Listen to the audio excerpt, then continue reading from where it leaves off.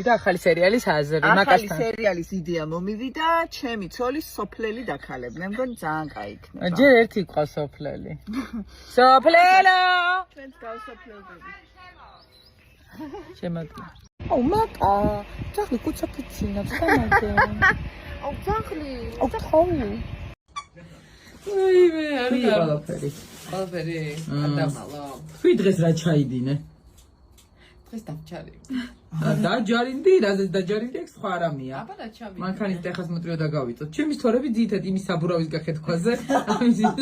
ვინმე კარგი ისეთი მანქანა. რამე, კარგი მალაპა, რა ჩავიდე. რაჭამე რა.